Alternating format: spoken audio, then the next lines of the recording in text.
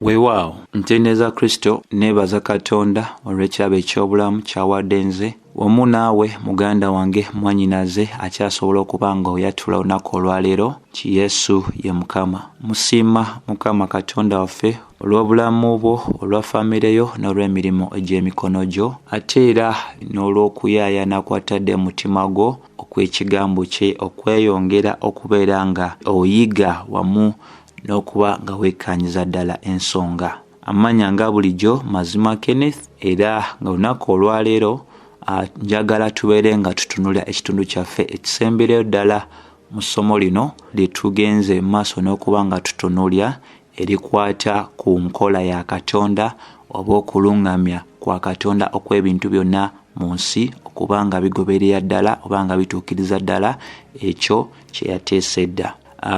Jjukira bulungi entandikwa y'essomo lino twagenda mu maaso n'okutegeera ddala ekigambo kino kye tuyita providence mu Luzungu. Kiviira ddala wa, ye kitegeeza ki, enjawulo wakati w'enkola ya Katonda oba okuluŋŋamya kwa Katonda oba obugabirizi bwa Katonda mu nsi, enjawulo y'ekyo ne obukulu bwa Katonda n'ebiteeso bya Katonda n'ebyamagero twabyogerako, ne tutunuulira ne ku byokulabirako ebya enkola ya Katonda mu nsi oba okuluŋŋamya kwa Katonda okw'ebintu byonna mu nsi, ebyokulabirako eby'endagaano enkadde n'endagaano empya. Bwe twavaawo ate ne tuyingira ku ngeri ez'emirundi ebiri ze tulabiramu kye tuyita enkola ya Katonda oba okuluŋŋamya okw'ebintu mu nsi muno, ne tutunuulira ekyo kye tuyita general providence mu Luganda, kye tuyita okuluŋŋamya kwa Katonda okw'ebintu byonna eri buli muntu yenna nga tetusosodde omulokole n'atali mulokole.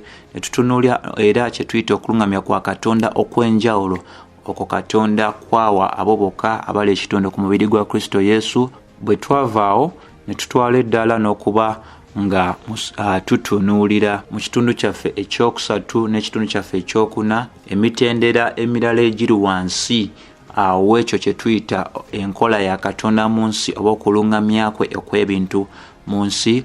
Omwo mwe twalabira okuluŋŋamya kwa Katonda okukuuma ebintu byonna, era nga twagamba nti Katonda agendera ddala mu maaso okwenyigira mu buli kintu kyonna ekyatondebwa, ng'agendera ddala mu maaso n'okuba nga akuuma buli kintu kyonna era ng'akibeezawo n'osigala nga kikolera ddala nga bwe yakitonda.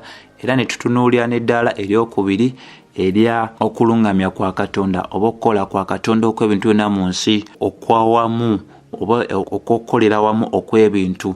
Ne tugamba nti Katonda akolera wamu na buli kintu kyonna ekyatondebwa mu buli kikolwa kyonna, ng'era aluŋŋamya buli kintu ekyo okukakasiza ddala ng'akikozeseza ddala okuba nga kikolera ddala nga bwe kigwanidde okukola.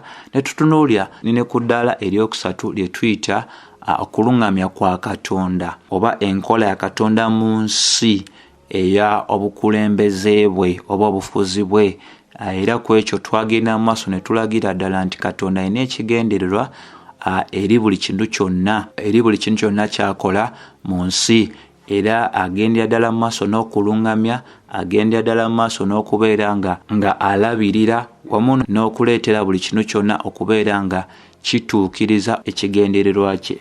So ku lunaku olwaleero njagadde nno tubeere nga tutunuulira ku bwomu obw'okuluŋŋamya kwa Katonda okw'ebintu byonna mu nsi wamu n'obukaawu obw'okuluŋŋamya kwa Katonda okw'ebintu byonna mu nsi. Olwo tujja twala n'eddaala tutunule ne ku nsonga eya okuwakanyizibwa eri ensomesa eno ey'okuluŋŋamya kwa Katonda okw'ebintu byonna mu nsi. Kikulu nnyo ffe okuba nga tujjukira mikwano nti bwe tuba twogera ku bwomu n'obukaawu obw'okuluŋŋamya kwa Katonda okw'ebintu byonna mu nsi, ffe okutegeerera ddala nti ensi eno nga weeri oba nga ekyaliwo, tulina okusuubira nti okuluŋŋamya kwa Katonda okw'ebintu byonna mu nsi kulimu obuwoomu, kulimu n'obuki n'obukaawu.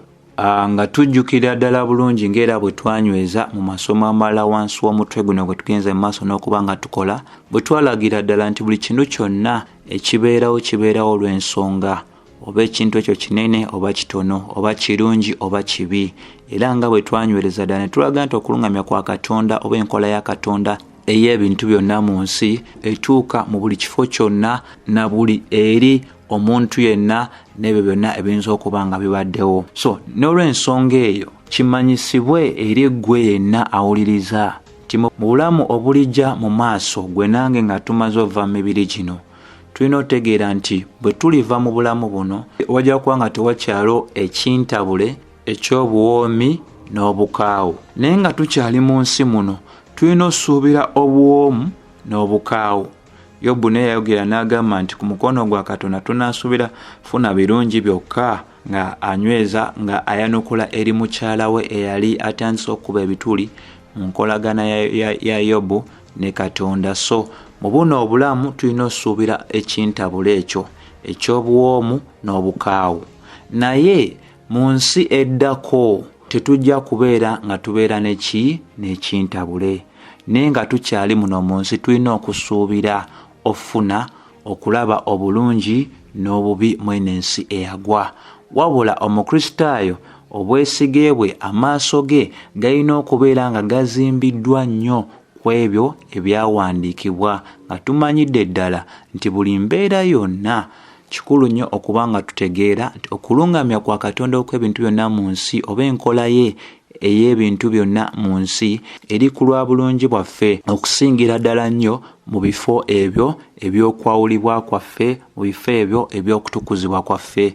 Baluumi egambira ddala nti tumanyidde ddala, Baluumi 8:28, titumanyi nti eri abo abaagala Katonda ebintu byonna bikola ku lw'obulungi bwabwe, abo abayitibwa olw'ekigendererwa kya Katonda. So tusobola obutategeera byonna Katonda byayinza okuba nga aganyiza okubeerawo mu nsi, mu bulamu bwaffe, ku miriraano, ku mirimu gyaffe, n'ekisingira ddala okuba nga kikulu gwe yenna ayagala Katonda, gwe yenna eyayitibwa Katonda, ebintu byonna bikola ku lw'obulungi bwo nga bigoberera ekigendererwa ekya Katonda. Tujjukire bulungi ne Yakobo kyegenda ddala mu maaso n'okuba ng'ekola ki, ng'enyweza. Yakobo essuula esooka olunyiriri olwokubiri paka olwokuna, naye enyweza n'egamba mulowoozenga byonna okuba essanyu baganda bange bwe munaagwanga mukemebwa okutali kumu, nga mutegeera nti okugezesebwa okw'okukkiriza kwammwe kuleeta okugumiikiriza, era omulimo ogw'okugumiikiriza gutuukirirenga, mulyoke mubeere abatuukirira abalina byonna, abataweebuuka mu kigambo kyonna. So ebyo bibeera nga mbeera ya kunyigirizibwa, mbeera nga ya kusoomoozebwa, gwenza obutabitegeera byonna, naye Katonda alina ekigendererwa lwaki ebintu ebyakoze ki aba abiganyiza. So obwesige bwaffe bulina okubeera nga buli mu kulungamya kwa Katonda okw'ebintu byonna mu nsi, nti Katonda ye kennyini amanyidde ddala kikyakola kyakola. Wabula ate essanyu lye nsobola okuba nga nkuwa nti bwe tuligenda mu ggulu eyo twajja kubeerayo kintabule eky'obwomerevu wamu n'obukaawu. Mu ggulu tujja kubeera na buwomerevu bwokka, ne mu Geyeena twajja kubeerayo kintabule eky'obulungi n'obukaawu, wabula mu Geyeena wajja kubayo ekintu kimu, bukaawu. Naye kaakano mikwano okulungamya kwa Katonda okw'ebintu byonna mu nsi kuli mu mbeera ey'ekintabule, nti ebintu ebimu bijja kubeeramu obwomerevu mu byosensikana mu bulamu obw'ensi, ate ebirala bijja kubeeramu okukaayirira. Jjukira Yusufu bwe yali ng'ali mu kkomera, tusobola okugamba nti olwo lwali oluuyi olw'obukaawu, naye oluvannyuma nnyo, naye ekisinga okuba nga kikulu ti Katonda yali wamu naye. Obwo bwe buwomerevu. So mu bulamu omuntu ayinza otandika n'obukaawu n'amaliza n'obuwomerevu, ate osobola otandika n'obuwomerevu ate n'omaliza n'obukaawu. Kyekyo kye tuyita obulamu, nti kino kisobola okukulembera kinne waakyo. Abamu batandika bulungi ne bamaliriza bubi, abalala ne batandika bubi ate ne bamaliriza bulungi. Ebintu ne bisooka ne bikalwamu kati ate mu maaso ne bikola bitya, ne bitereera. Ate ne bitandika nga bibadde bigonvu ate n'omaliza ng'olaba kusoomoozebwa oluvannyuma lw'okusoomoozebwa, nga bw'olaba obulamu bwa Yobu nti bo kye tubulabako balina emitendera esatu. Yasooka n'alaba obulungi wakati awo ate n'alaba okusoomooza okw'ebbanga empanvu naye ate enkomerero ye ate nebeera nga ki Katonda yamuteramu omukisa mu byonna bye yali akola. Nti ne bw'oba otunuulidde ekiro ekyakulemberanga bannayisirayiri mu ddungu, ku luuyi olumu kyabanga kya kitangaala ate ku luuyi olulala kyabanga kya kizikiza. Ssanduuko ey'endagaano mwalimu omuggo ate mwalimu n'emmaanu, mulimu obulungi mulimu n'obuki n'obukaawo. Bw'oba ojjukidde okukomererwa okwa Mukama waffe Yesu Kristo, ekikolwa ekyo ekyakolebwa Abayudaaya kyali kikolwa kya bukyayi eri Kristo Yesu. Naye nga bwe tugenze mu maaso n'okunyweza mu masomo amalala, tiweewaawo kyali kikolwa kya bukyayi eri Mukama waffe Yesu Kristo. Naye ekikolwa ekyo newankubadde kyali kya bukyayi, kyali wansi w'okulungamya kwa Katonda okw'ebintu byonna, nga bwe twalaba mu Bikolwa by'Abatume essuula ey'okubiri onyolo lwa 23 ne Bikolwa by'Abatume essuula ey'okuna olwa 27 paka olwa 28. Obukaawo bwebwo bwe tulabiramu obukyayi eri Kristo, naye obulungi bwe buno nti ekikolwa ekyo kye kimu kitulaga omukwano gwa Katonda mu kuba nti awaayo Kristo okufiirira aboonoonyi, nti kuliko obubi kuliko n'obulungi. Kyo kye tugambye eky'obulamu buno obw'oku nsi mulimu obulungi mulimu n'obuki n'obubi.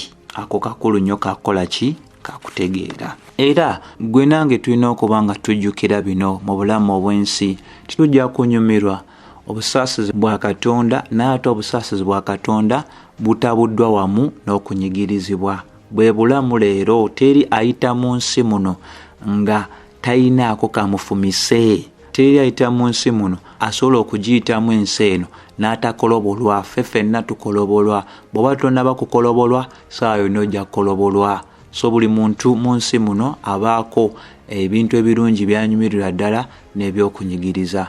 Omu ku batheologia yagenda maaso n'agamba nti kyakwonoona nnyo omuntu singa awakana n'okulungamya kwa Katonda okw'ebintu byonna mu nsi, ng'era bwe kiri ekyokwonoona omuntu okugaana okulungamya kwa Katonda okw'ebintu byonna mu nsi. Nti singa abantu tebeeyisa nga bwe twandyagadde beeyise, bajja kweyisa Katonda engeri gy'agala babeere nga bakola ki nga beeyisaamu. Ye omu ku ba theologia ab'ekyasa ekye-16 ayitibwa Thomas Watson yagenda n'agamba nti oluusi tugenda ne tulowooza nti singa ebintu byonna ebya gavumenti ey'ensi biri mikono gyaffe twalibadde tubirungamya bulungi. N'agamba naye nga kibi nnyo, singa ebintu birekebwa mu mikono gyaffe tujja kukola okusalawo okugenda okumaliza nga kutusaanyizaawo nga kutuyisiriza ddala bubi. Gwejjukira mu Samwiri ekyokubiri essuula 11, Dawudi yalaajaana era n'ayaayaana nnyo obulamu obw'omwana gwe yali afunye okuva mu kikolwa eky'okwonoona okuba nga asigalanga mulamu. Naye erowooza ku kino, singa omwana oyo yalekebwawo kyandibadde ekijjukizo eky'ensonyi eri Dawudi nti obulumi bwaliwo naye tyalina kintu kyali awo kimujjukiza. Omwana ono teyasigalawo awo okubeera nga ajjukiza Dawudi ensobi ze, nti Katonda yamanyi kye yali akola. Era omwana oyo yavaawo mu maaso eyo, Katonda n'agenda maaso n'okuba nga wa kabaka Dawudi omwana omulala ayitibwa Solomoni, ng'ebintu bimaze okuba nga kaakano bikolebwa mu makubo amatuufu. So mikwano, njagala obbagumya nga mbagamba nti singa oba weesanze mu mbeera esoomooza oba embeera enzibu gy'otasobola kuba nga otegeera mulamu buno obw'ensi, njagala obeere ng'ojjukira nti Katonda yaganya ekyo ekigwanidde okujja gye tuli. Singa aba sitaganyiza, tewali mbeera yonna yalibadde ng'ekutuukako.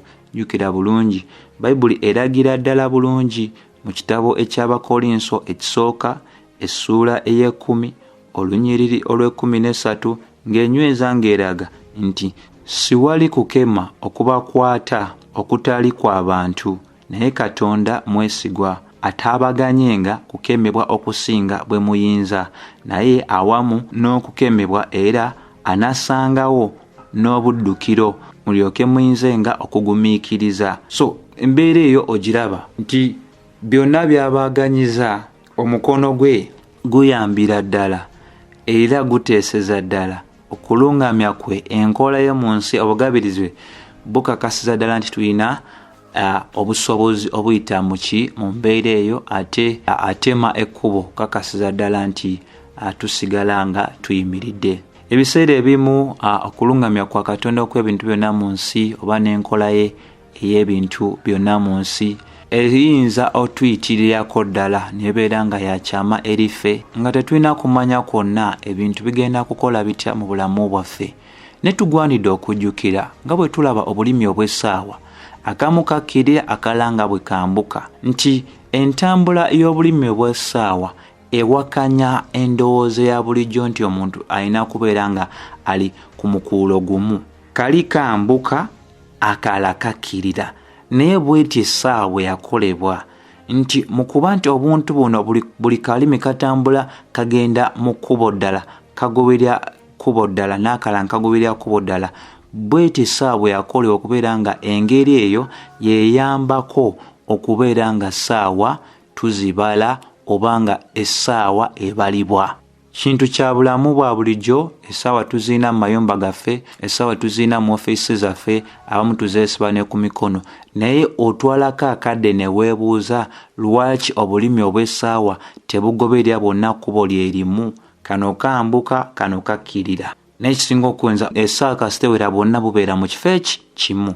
Byonna mukwano ebisobola okutuukawo mu bulamu ky'olina okubeera ng'otegeera tewali kisobola tuukawo mu bulamu nga teakiteesa olw'okusalawo kwe, era buli kyonna ekituukawo mu bulamu kiba kyateesebwa Katonda olw'okuteesa kwe, era kirungamizibwa, kikozesebwa.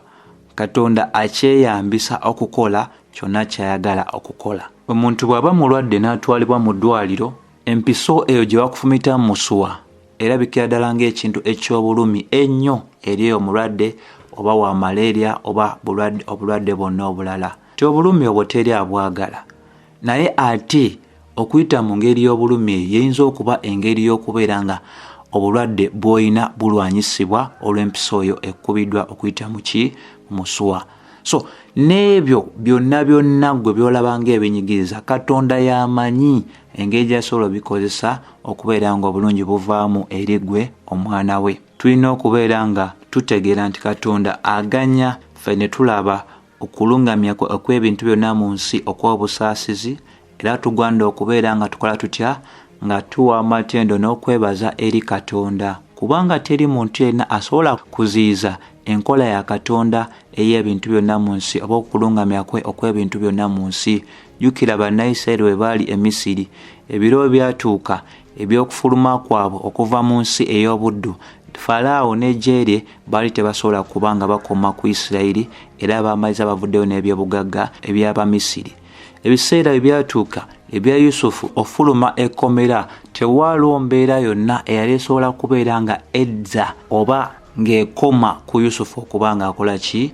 Ng'afuluma, kubanga okulungamya kwa Katonda kw'ebintu byonna kwali kumaze okuba nga kugeze nti ekiseera kyali kituuse. So ku kadde kano njagala era neyambiseko ebigambo ano ebya Thomas Watson nga ngenda maaso n'okulaalika gwena awuliriza nti ebiseera ebisinga singa ekintu ekikyamu kibeerawo ate ne kifuna emirandira oba ne kinywezebwa, tetugwanidde kukyagala kubanga kifunye omulandira, kubanga kikkiriziddwa okubeerawo. Tetulina kubeera nga tulowooleza obulungi ekintu nga kya bwonoonyi kubanga kirabika ng'ekyomukisa. Esobola okubeera nga nsomesa nkyamu nga eriko abagoberezi bangi, ng'eriko abagifujjirya ssente bangi. Zisobola kubeera nga nkola za gavumenti eziyisiddwa nga za kwonoona, abakyala beefuula abaami, abaami beefuula abakyala n'ebintu ebirala eby'engeri ng'eyo. Naye kye tulina okuba nga tutegeera nti ebyo byonna ebitusukkako newankubadde biyinza okuba nga birabisenga ebifunye omulandira nga birabika nga abalanga bagamba nti bibotodde, tulina omu asobola kuba nga abikomya. Ebyo bye tutategeera tugwanidde okubeera nga tukola okusaba kwaffe eri Katonda otuyamba okubeera nga atulokola okuva mu mbeera ezo zonna. Tusaba omukono gwe ogw'amaanyi okuba nga zikakkanya ekyo kyonna ekiba kigenze mu maaso n'okuba nga kikkirizibwa n'okuba nga kisiimibwa abangi naye nga kyakwonoona. Waliwo n'ebintu ebirala mu bulamu obwa bulijjo, waliwo ebintu ebisobola okutuukawo naye mu kubeera nti tetumanyi nti n'ebintu ebyo byasalibwawo Katonda, ffe tuyinza okumaliza nga tugamba nti ekintu ekyo kiguddewo bugwi.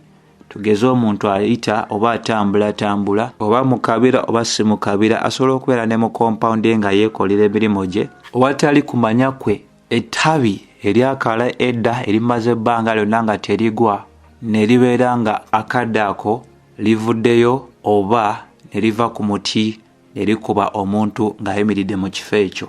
Gwosobola okugamba nti kiguddeyo bugwi nti ebadde accident naye kiba kyateesebwa dda kyali kyakulungamizibwa okukola kwa Katonda mu nsi. Oba embeera ey'ekibwatukira omuliro ne gukwata ewantu nga mbadde temusuubira ne bugaa guvudde ku ki era tubiwulira luusi bagamba gabadde masomero ebadde factory gabadde maka ebintu ebyo byonna ekintu kisobola okugwa bugwi n'ogamba nti kiguddeyo bugwi naye kye tulina otegeera nti no ebyo by'ogamba nti biguddeyo bugwi bibeera byateesebwa dda nti byakubaawo era okulungamya kwa Katonda mu nsi kubireetera okuba nga bituukirizibwa. Kubireetera okuba nga bikola bitya nga bituukirizibwa.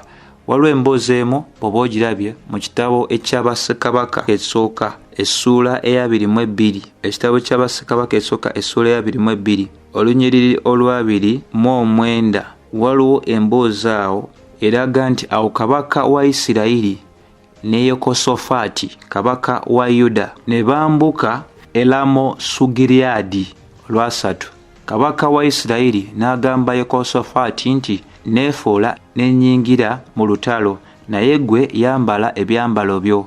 Awo kabaka wa Isirayiri ne yeefuula n'ayingira mu lutalo. Olwasatu mu olumu awo kabaka wa Busuuli eyali alagidde abaami 32 ab'amagaali ge nga ayogera nti temulwana na bato newankubadde abakulu wabula ne kabaka wa Isirayiri yekka. Olwasatu mu 2 awo lwatuuka abaami ab'amagaali bwe baalaba Yekosafaati ne boogera nti mazima ye kabaka wa Isirayiri ne bakyama okulwana naye. Yekosafaati n'ayogera waggulu. Awo lwatuuka abaami ab'amagaali bwe baalaba nga si ye kabaka wa Isirayiri awo ne bakoma okumugoberera. Olwasatu mu 4 awo ne wabaawo omuntu eyanandula omutego gwe nga tagenderedde n'asala kabaka wa Isirayiri ebyambalo bye eby'ebyuma we bigattira. Kyeyava agamba omugoba ow'eggaali lye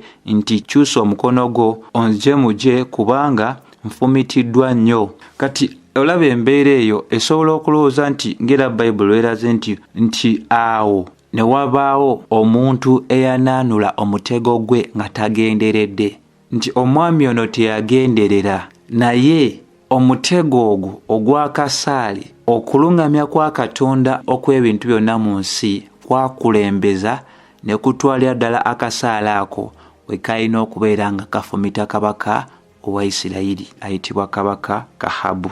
So mikwano ensonga ezo nkulu nnyo za kufiibwako. Embeera eyo gamba obugambi nti ekintu kiguddewo tugirekera abantu abatamanyi bufuzi bwa Katonda obw'ensi eno. Naye gwe agenze okuyigamu nange mu masomo gano amanyidde ddala nti olina bingi kati byogenze maaso n'okuba nga okola ki ng'otegeera.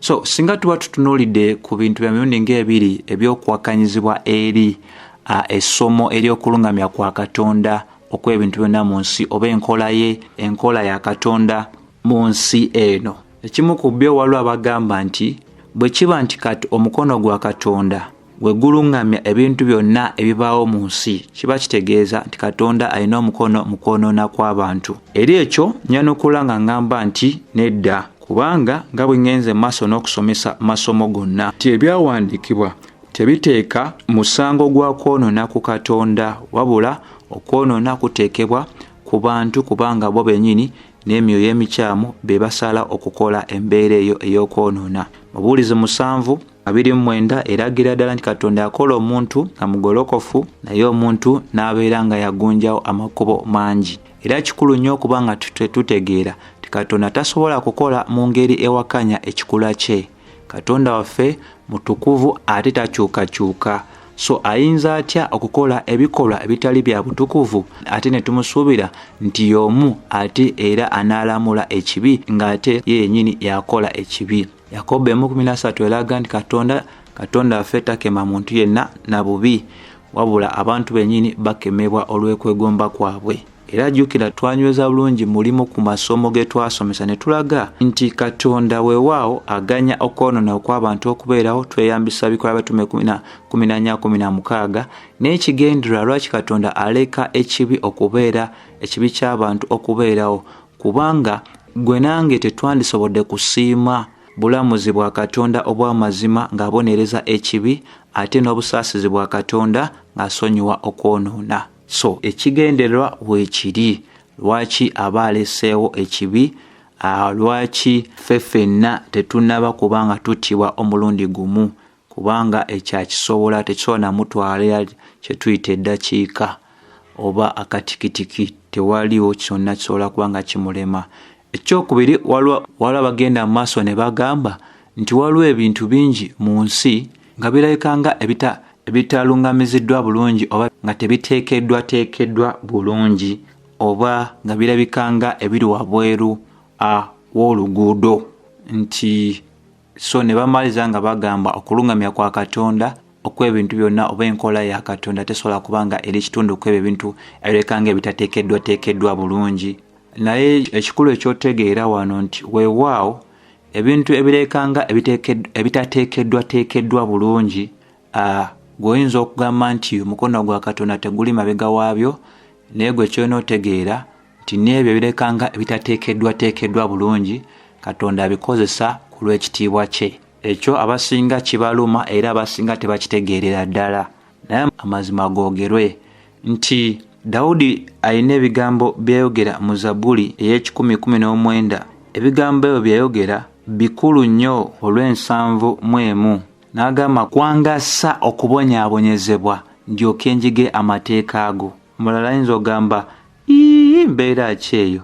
Dawudi n'agamba nti mu lwankaaga mu 7 nga sinabonyaabonyezebwa nakyama, naye kaakano nkwata ekigambo kyo. Buli kimu mu nsi kiina ensonga lwaki Katonda aba akiganyiza okubeerawo. Katonda asobola okuganya omutuukirivu okubeera nga alaba okufiirwa mu by'emirimu gye oba abantu aba famire ye, oba n'okubeerawo mu bulamu nga bwa wansi ddala ku lw'ekitiibwa kye.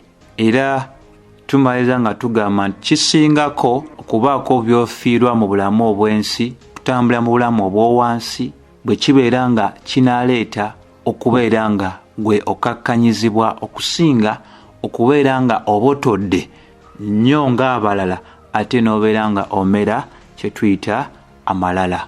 Nti ate bw'osoma Zabbuli ey'E73 erina ebintu byeraga nayo nga biraga omuntu eyalina okwemulugunya ku mbeera ez'enjawulo, naye oluvannyuma nnyo amaliriza ayogera ng'agamba Hasafu, ani gwe nina mu ggulu wabula ggwe, so tewali mu nsi gwe njagala wabula ggwe. So yasooka n'atunuulya okulaakulana okw'abatali batuukirivu, n'alaba nga buli kimu kibagendera bulungi mu bulamu. N'agamba naye bano abavumi ba Katonda lwaki byonna bibakolera emibiri gyabwe gy'amaanyi. Naye oluvannyuma nnyo agamba bwe yayingira ennyumba ya Mukama n'ayawula ebintu, yagenda okulaba nga Mukama abantu abatali bakkiriza abateeddewo ekkubo ery'omuseetwe olw'ekigendererwa. Mikwano, ebyo bireka nga ebitakwatagana bulungi, ebitateekeddwa bulungi, naye okulungamya kwa Katonda okw'ebintu byonna kuli emabega wa buli nsonga yonna. Nti singa buli kadde konna twabanga n'omusana, nga buli ebbanga lyonna tubeera wansi w'omusana omungi, gwe nange tetwandisobodde kutegeera mu bbanga eba wali emunyenye. Naye omusana gwaka ne guma ne guvaawo n'olaba ne ku munyenye. Bwe bulamu.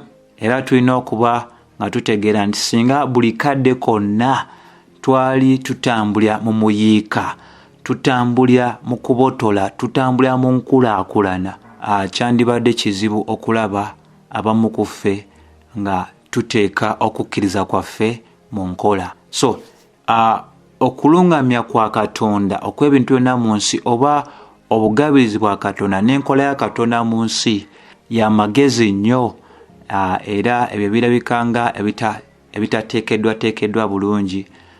Gwe kyolina okuba ng'otegeera ti Katonda ajja obulungi mu mbeera gy'oyinza okulowooza nti si nnungi. Nti bw'otunuulira Pawulo n'obulamu bwe wali tosobola kulowooza nti tusobola okufuna ebitabo ebyo 13, abamu bagamba 14, naye Katonda yagulumiza mu bulamu obwa Pawulo. Abalala bazaaliddwa n'obulemu ne Katonda abakozesezza mu ngeri ey'amaanyi ennyo okusinga n'abantu abatazaalibwa na bulemu bwonna, ng'era embeera eyo Katonda yagikozesa okubeera nga ayawula abantu abo, atukuza abantu abo, okukakanya abantu abo ne bategeera nti tebalinayo muntu mulala yenna wabula Katonda yekka. So bingi Katonda akozesa embeera, akozesa ebintu eby'enjawulo, naye ku nkomerero ya byonna Katonda kyaba akoze abikola ku lw'ekitiibwa kye. So sigenda kuba nga nsukako wano, wabula neebaza Mukama Katonda affe ansobozesezza wamu nammwe okutambula olugendo luno lwonna. Kansuubire bino binaagasa eri mmwe ate tubeere ab'omukisa eri abalala singa tuba tufunye obubaka buno. So ekisa kya Mukama waffe Yesu Kristo kibeere eri mmwe mwenna. Amiina.